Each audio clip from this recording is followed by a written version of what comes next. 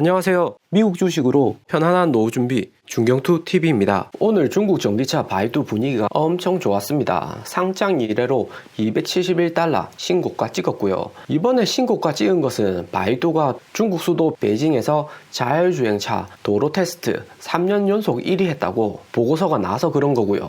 이전에 중국 자율주행차 바이두 제2 테슬라로 영상 분석했듯이 자율주행에서 테슬라가 1등인 것은 맞지만 한 해 2,500만 대 자동차 팔리는 중국 자동차 시장에서도 테슬라가 자율주행을 잘 하려면 제약이 많습니다. 특히 우리나라 지금 테슬라 차량도 내비게이션이 조금 문제가 되는데 중국같이 공산당의 유튜브, 네이버, 카톡도 안되게 정보 보안 이렇게 막아놓은 국가에서 도로 스캔해가면서 매핑을 한다는 것이 테슬라에게 가능할지 조금 의문이 있고요. 그래서 캐시우드도 바이두 비중을 엄청 올리고 있는 겁니다. 테슬라가 중국에서 전기차는 잘 팔리지만 미래 먹거리인 로보택시, 자율주행에서만 바이두가 정부 지원 아래서 중국 한정되게 잘하지 않겠냐 이렇게 판단하는 거고요. 주말에 제2 테슬라로 테슬라를 위협하는 경쟁자들 한번 쫙 분석해 볼 거고요. 오늘 시장이 전반적으로 좋습니다. 캐시우드, 아크펀드들도 테슬라 계속 추매하고 있고요. 공포 탐욕 지수도 지난주 게임스타 사태로 월요일 37까지 떨어졌다가 어제 50, 오늘 60까지 상승했습니다. 투자자들이 시장이 좋을 거다 이렇게 얘기하는 거고요. 테슬라, 애플 할 거 없이 주가 쭉쭉 오르고 있습니다. 참 이번 게임스탑 사태로 한국 투자자들 테슬라, 애플로 돈 벌었다가 게임스탑을 제2 테슬라로 생각해서 투자하셨다가 힘들어지신 분들 정말 많습니다. 지금 주식시장은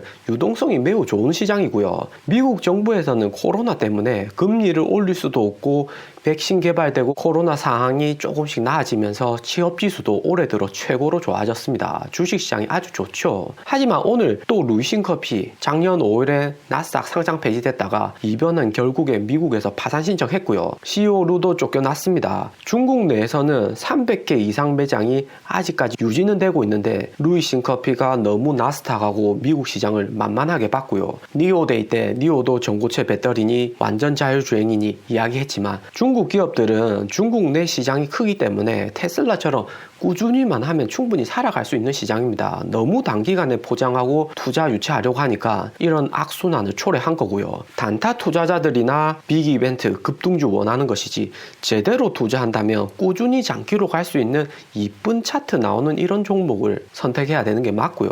지금 미국 주식하면서 단타로 게임스탑 손실 메꾸거나 이득 보려고 하면 큰일 날 수도 있습니다. 재무장관 앨런 이분이 있는 한 으쌰으쌰 영차 커뮤니티에서 한다고 가입하면 절대 안 됩니다. 제너럴 앨런이 이번 게임스탑 사태 나오니까 바로 규제 기간하고 이야기하고 시장 안정성을 최우선 하겠다 하는 것을 볼 수 있고요. 이분이 오바마 정권 때 있으면서도 연준 의장 했지만 연준 의장 재임 시절 때 주가가 장기적으로는 우상향해도 이번 게임스탑 같은 단기적으로 폭등하는 장은 찾기 힘들었습니다. 억제를 많이 한다는 말이죠. 엄청 이성적인 분이죠. 20배 오르는 주식 영상 꾸준히 업로드되고 있습니다. 구독, 좋아요 감사합니다. 테슬라 다음 주 분위기는 매우 좋습니다. 애플카, 리콜 리스크 모두 상세해서 금요일 주가 오르는 것을 볼 수 있었고요. 하나 남은 악재로는 차량용 반도체 부족 현상인데 테슬라 차량 생산량 감소 문제가 반도체 부족으로 존재는 하지만 이것은 테슬라 하나의 문제가 아니라 전기차, 내연기관차 할 거 없이 전체의 반도체 부족 현상이라서 차량 판매량이 줄어들면 같이 줄어드는 거고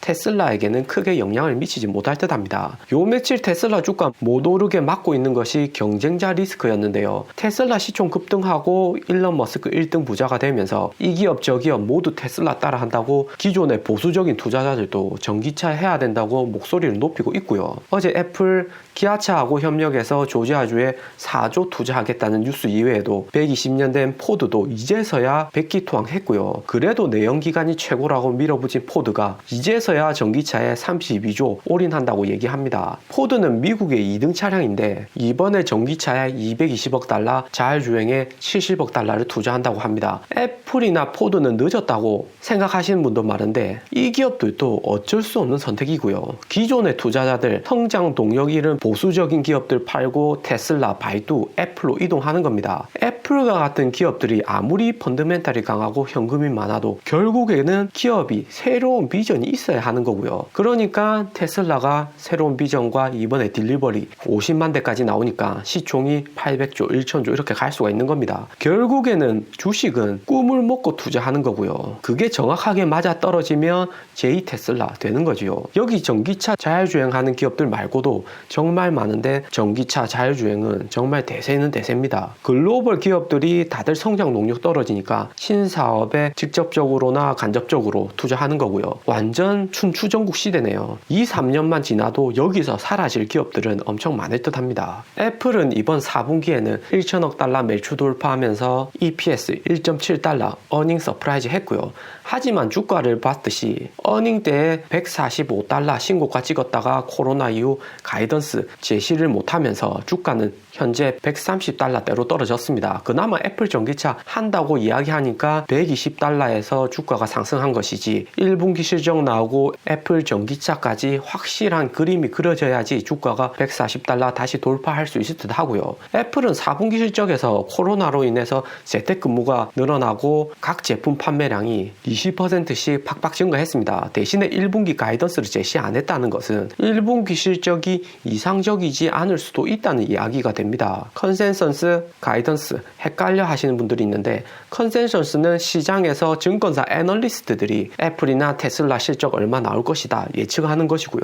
일반적으로 보수적으로 잡습니다. 가이던스는 회사가 제시하는 실적 전망치고요. 애플 CEO 팀 쿡이 나와서 우리 회사 이번에 1분기에 몇백만 대, 몇백 빌리언치 팔겠다 이야기하는 거고요. 시장의 불확실성이 증가하거나 기업의 펀더멘탈이 흔들리면 CEO가 이전에 높게 제시한 가이던스로 주가 폭락할 수도 있으니까 이렇게 미제공할 수도 있습니다. 그런데 또 어떤 분들은 무슨 말이냐, 애플 제품 얼마나 고퀄리티에 상품 잘 팔리는데 애플 주가 문제없다 하시는 분도 있는데 CEO나 기업을 평가할 때 기업의 제품이 잘 팔리는 것도 중요하지만 전년 동기 대비해서 얼마 성장하고 있냐, 규모는 컸지만 이익 증가율이 후퇴하는 거 아닌가, 이것이 주가에 더욱 중요하게 반영되는 거고요.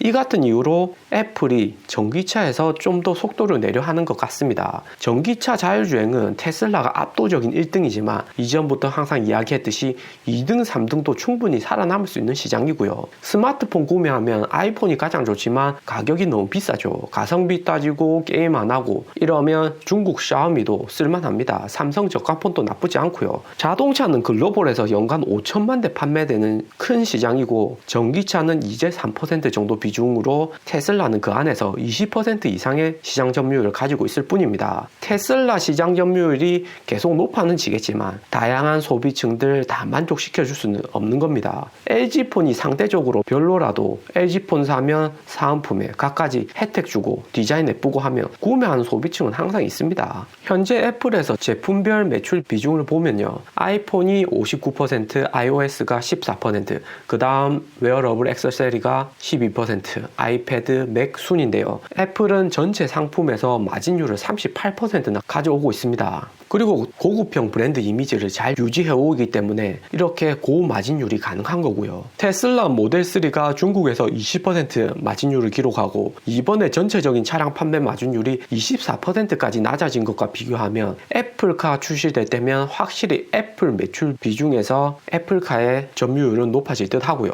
2020년 애플이 여기 제품 판매에서 240조 벌었고 서비스 매출은 58조 원, 총 300조 정도 벌었습니다. 테슬라가 2019년에 차량 판매 37만 대 하고 매출은 27조 원 레코드 했고요. 테슬라 마진율이 27% 정도로 잡으면 애플이 이 정도 수준으로 판매했을 때 매출은 40조 원. 그때 되면 애플의 전체적인 판매량도 커지겠지만 애플카 매출 비중을 크게 잡으면 15% 정도 맥하고 아이패드 판매하는 정도의 수익은 기록할 듯 합니다. 또 애플이 계속해서 늘어나는 것이 여기 서비스 분야이고요.